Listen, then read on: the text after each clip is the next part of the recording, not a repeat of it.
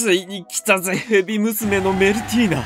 今年一楽しみにしてたプラモデル。また、ゼットン先生成分をプラモデルで味わえるなんて最高だな。ホビーショーの展示で見た感じでかいとは思っていたが、やはり箱もでかいな。さあ、もう前置きはこれぐらいでいいだろう。早速開けていこう。開けるとパーツがぎっちりと言いたいところだが、俺から見ればそんな多い方じゃない。どちらかといえば、ラーの翼神竜やオベリスクみたいにパーツが全体的に大きく、箱が大きくなっている感じがする。お次に袋から開けていこう。このビニール、プラモをしっかり届けるには必要なんだろうけれど、ゴミとして出すときはかさばるから大嫌い。袋から開けたらランナーを並べてみよう。ランナーを並べると全部で21枚。バンダイの美少女プラモに比べれば多いかもしれない。それと塗装済みの髪の毛や表情パーツ。忘れちゃいけないのがメルティーナのおっぱい。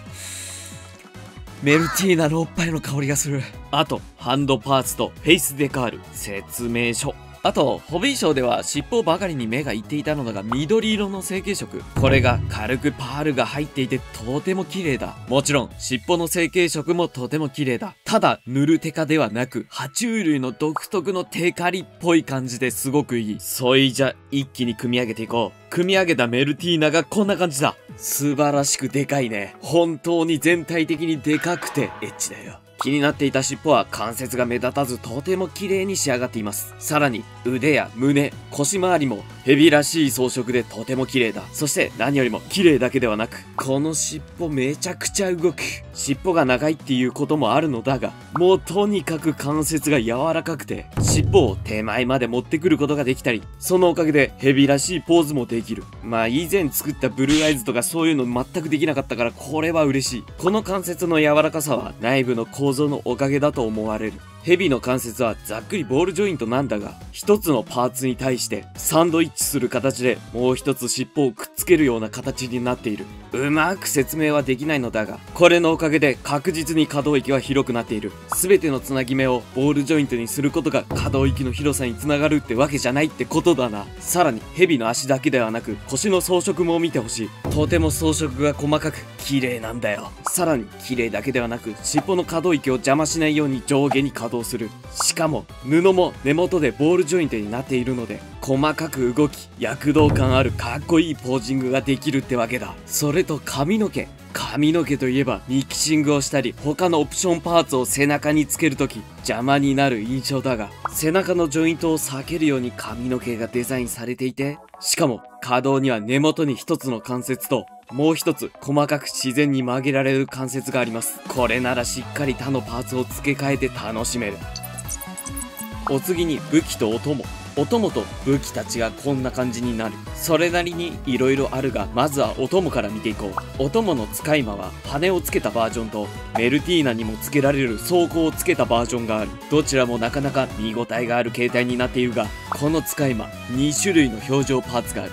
今つけている細めの顔とバッテン印の顔がある。このバッテン印の顔割と可愛いね。走行状態のパーツは取り外してからメルティーナの背中にジョイントパーツを取り付け、そこにこの走行パーツを取り付ける。この勢いで他のパーツも付けていきましょう。まず頭には新たな装飾を付け、髪の毛も増量、肩にも追加装備、首には蛇の巻物を装備、腰に綺麗な緑色の紐を追加したら、武器には分離可能な双人剣と多関節になっているムチを装備できる。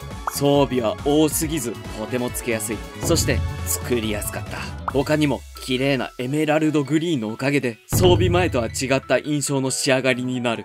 武器も双剣にできたり、肩につけた追加の装甲の裏面にある短剣も装備させて遊べる。ムチは先端以外全てボールジョイントで細かく稼働し、いろいろなムチの動きを楽しめる。しかもムチはよりしなっている先端を差し替えることができる。このちょっとの差でまた違ったポージングも楽しめるってわけだ。あと言い忘れていたが、尻尾の先端もムチと同じように交換可能になっている。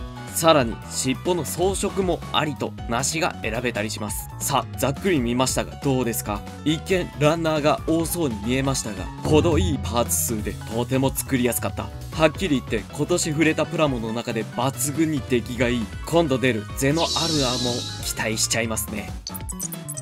さあここからは大きさ比較といこうか。普通のガンダムがうちの家にはいないため、こちらのエクストラガンダムで比較していこうと思う。まあ多分大体ガンダムと同じぐらいの大きさでしょう。甘いぞ勇気。海馬ガンダムだけではやはりサイズ比較が分かりづらいだろう。そうでもない気がするがな。うるさいぞ勇気。はい。そこでこの俺様は貴様のフィギュアアーツ闇遊戯を特殊召喚する。何？俺を特殊召喚するだと。これでサイズ比較をするのだ遊戯。お前の熱い気持ち確かに受け取ったぜ。ちなみに俺のフィギュアはエクストラガンダムと同じくらいの大きさだぜ。メルティーナの横に俺を召喚並べるとこんな感じになるぜ。それなりにでかいっていうのがわかるぜ。さらにこれだけだと分かりづらいのでエクゾディアを召喚。これで分かる通りガンダムよりは大きいがマスターグレードほどではないぜ。ただ尻尾を入れるとマスターグレードを優に超える大きさになるため置く場所は考えよう。あと番外編ですが、腰を細かく分解して見てみると女神デバイスのアスラ忍者の腰と変わらない大きさだったりする。なので付け替えて遊べるのかなと思ったけど、腰のボールジョイントの大きさが違くてはまらない。付け替えて遊ぶには少し加工が必要だぜ。続いては気になるところ。気になるところは手ですね。イラストやプラモには布のモールドがあるのですが、布部分は塗装されていない。素組みを楽しむ方にはここら辺は気になるポイントだ。